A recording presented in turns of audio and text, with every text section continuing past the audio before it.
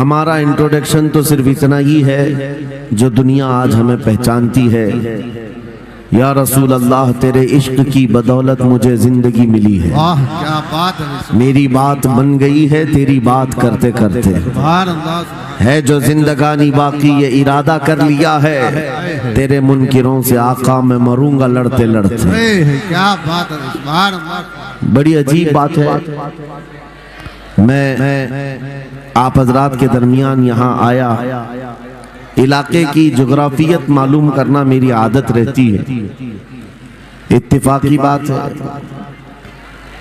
مولانا شاہد صاحب ازہری نے یہ مجھے بتایا کہ یہ چوک بھی مجاہد چوک کہلاتا ہے، سبحان اللہ، اور یقیناً یہاں مجاہدین کو ہونا بھی چاہیے،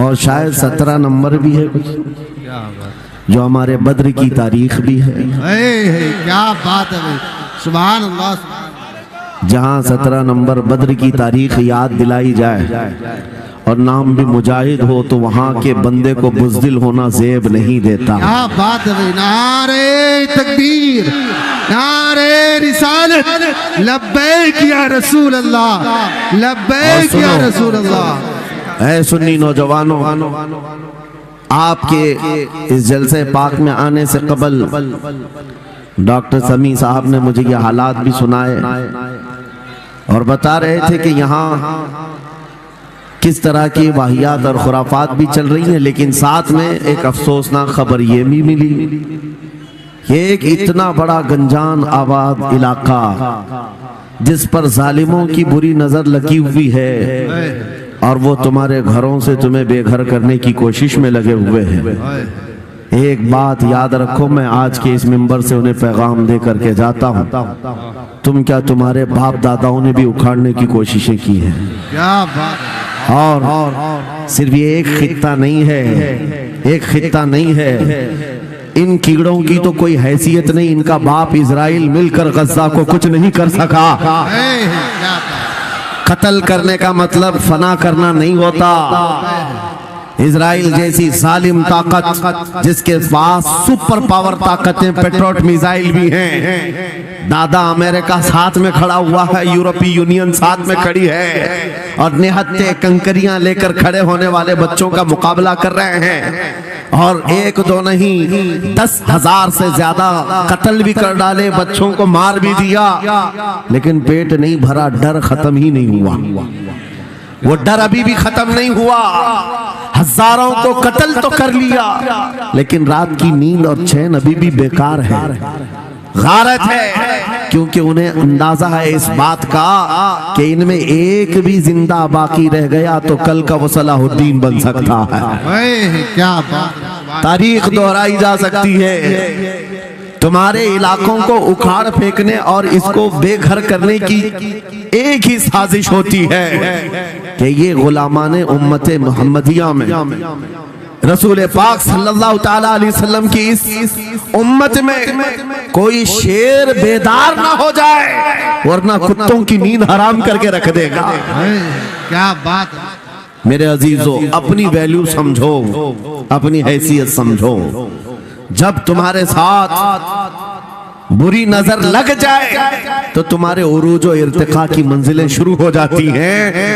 ان ظالموں کو یہ تاریخ یاد ہونا چاہیے کہ جب میرے خواجہ سرکار غریب نواز ہندوستان تشریف لائے تھے، ان کے آنے کے بعد جو کچھ بھی ان کے ساتھ کیا گیا ان کے باپ داداؤں نے تاریخ بتائی ہوگی، غریب نواز کو نکالنے کے لیے، ان کی جھوپڑی اجاڑنے کے لیے، ان کے خیمے کو توڑنے کے لیے، یہاں تک کہ سرکار غریب نواز جس درخت کے نیچے بیٹھے وہاں سے اٹھوا دیا، کیا نہیں کیا، لیکن آج تاریخ 800 سال کے بعد بھی زناٹے دار تھپڑ مار کر کے بتا رہی ہے جس کو تم یہاں سے بے گھر کرنے کی کوشش کر رہے تھے، اللہ نے اسے ایسا بادشاہ بنایا، تمہاری حکومتیں 5 سال کے بعد ڈیل ڈول ہونے لگتی ہیں، اور اس مرد قلندر کی حکومت 800 سال سے چل رہی ہے، وہ بھی گردنوں پر نہیں लाखों दिलों पर हुकूमत कायम है। क्या बात है भाई, सुभान अल्लाह सुभान। कुरान में अल्लाह फरमाता है वअम्मा मा यनफउन्नास फयमकुतु फिल अर्द, जो लोगों को नफा देता है वो जमीन में बरकरार रहता है।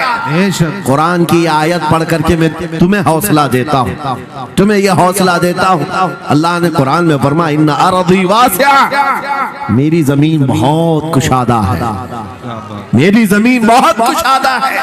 रब ताला फरमाता है वलक़द कतबना फी ज़बूरी मिन बादि ज़िक्र अन्नल अर्द यरिथुहा इबादियस सालिहून, हमने ज़बूर में ये लिख दिया है कि हम इस जमीन का वारिस नेक बंदों को बनाएंगे। सुभान अल्लाह सुभान। आप इस बात के खौफ में न रहे, इस बात के खौफ में न रहे। अजीज़ान गिरामी वक़ार, जो काम तुम्हें करने के लिए कहा गया है वो क्या है? वो एक ऐसा इनकलाब इस जमीन से आना चाहिए, एक ऐसा इनकलाब। आपको मैं एक बात बता दूं तारीख में, जो तुम्हारी सिचुएशन और तुम्हारी हालत के मुताबिक हो, मैं वो बात करने की कोशिश करता हूं ताकि तुम्हारे दिल पर असर हो। सुभान आप जिस इलाके में रह रहे हैं, आप यहाँ के हालात बेहतर जानते हैं। वो दिन याद करो जब नबी पाक सल्लल्लाहु तआला अलैहि वसल्लम ने ऐलान नबूवत फरमाया मक्का में, और उसके बाद कुफ्फार और मुशरिकीन का जुल्म शुरू हो गया। गरीब सहाबा को पकड़कर मारते थे। हजरत बिलाल हबशी, हजरत खुबैब इब्न अदी, हजरत खब्बाब इब्न अल-अरद, हजरत ज़ैद बिन दसना, हजरत अम्मार बिन यासिर, ये वो सहाबा हैं जिनको सिर्फ मारा नहीं गया है, आग में तपाया गया है। क्या बात। सब कर लिया। मॉब लिंचिंग मक्का के जालिम करते थे बहुत। और एक दिन ऐसा आया, तवज्जो, मैं जो कहने जा रहा हूं, नबी पाक सल्लल्लाहु तआला अलैहि वसल्लम हरम पाक में दाखिल हुए, मस्जिद हरम में आए। खाने काबा की चाबी उस वक्त उस्मान बिन शैबा के पास हुआ करती थी, जो ईमान लाए हुए नहीं थे। ये हज़रत उस्मान गनी नहीं है, वो दूसरे उस्मान है। उस्मान बिन शैबा के पास काबे की चाबी होती थी। हुजूर पाक सल्लल्लाहु अलैहि वसल्लम ने उनके पास आकर के कहा उस्मान काबे की चाबी दो, दरवाजा खोल के मैं अंदर जाना चाहता हूं। उन्होंने कहा नहीं, तुम हमारा दीन छोड़े हुए हो, हमारे दीन से तुम बरगश्ता हो, मैं तुम्हें काबे में अंदर आने नहीं दूंगा। किससे कहा? कायनात के आका व मौला रसूलुल्लाह। हुजूर ने कुछ नहीं कहा।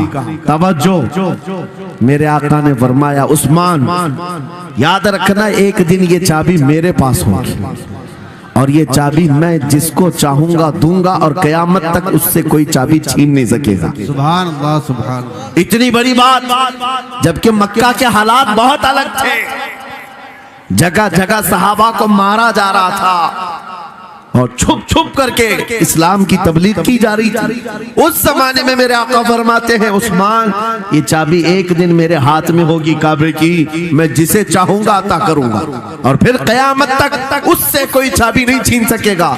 यह हदीस पाक में मौजूद है।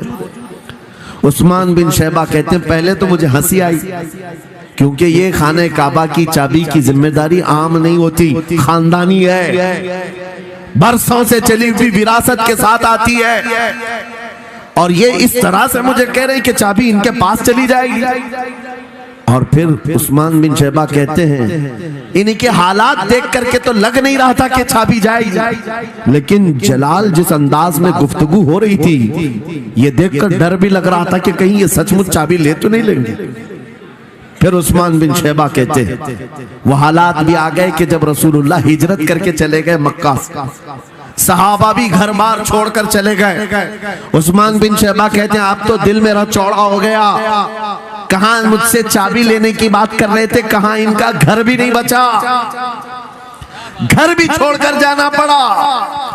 अगर कल तुम्हारा घर छोड़कर जाना पड़े तो मेरी ये बात याद रखना, इस हदीस को याद रखना। हुजूर पाक हिजरत करके चले गए, सहाबा भी अपने घर बार सब छोड़कर मदीने चले गए। उस्मान बिन शैबा कहते हैं अब तो मेरा सीना चौड़ा था, कहां ये चाबी की बात करते थे, कहां अपना घर भी नहीं रख सके। साल गुजर गया, 2 साल गुजर गए, 3 साल गुजर गए, 4 साल गुजर गए, 5 साल गुजर गए, 6 साल गुजर गए। हिजरत के बाद फिर वो दिन आ गया जब नबी पाक सल्लल्लाहु अलैहि वसल्लम 10,000 सहाबा के साथ 20 रमजानुल मुबारका को मक्का में फातिह मक्का बनकर दाखिल हो रहे हैं। सुभान अल्लाह, सुभान अल्लाह। 6 साल के बाद वापस ही है जब हुजूर तशरीफ लाए। मक्का की गलियों में अब मुकाबला करने की किसी की हिम्मत नहीं थी, ताकत नहीं थी। हुजूर पाक जैसी हरम मक्का में दाखिल होते हैं, सारे इधर उधर छुप करके भाग रहे थे जिन्होंने जुल्म किया था अपने दौर में। कोई इसके घर भाग रहा है, कोई उसके घर भाग रहा है। वो दिन आएगा, याद रखो, वो दिन याद रखना। कुफ्फारे मक्का भाग रहे थे, जान बचा रहे थे, और मेरे आका काबे के पास खड़े होकर के ऐलान कर रहे थे, आज तुम्हारी जान बख्श दी गई है, आज तुम्हारे लिए रहमत का दिन है, हम आज किसी के साथ मुकाबला नहीं करेंगे। हुजूर अपनी रहमत के खैरात बांट रहे हैं। फिर अब सुनो, 10,000 सहाबा के साथ जब मक्का मुकर्रमा में मेरे आका दाखिल हुए, अब खाने काबा खोलने की बात थी। चाबी किसके पास है? उस्मान बिन शैबा के पास। बुलाया रसूलुल्लाह ने, कहाँ है उस्मान बिन शैबा? आए, सर झुकाए हुए आए, ईमान लाए हुए नहीं थे। कहा लाओ चाबी। चाबी दे दिया हुजूर के हाथ में। कहा है उस्मान, क्या मैंने ये बात नहीं कही थी, एक दिन ये चाबी मेरे हाथ में आएगी। वो सर नहीं उठा सके, सर झुकाए खड़े रहे। मेरे आका ने अपने हाथों से चाबी खोला, खाने काबा का दरवाजा खोला, और वहां से सारे शिर्क व कुफ्र की आलाइशों को पाक किया। फिर उसके बाद चाबी बंद करके, अब सुनो,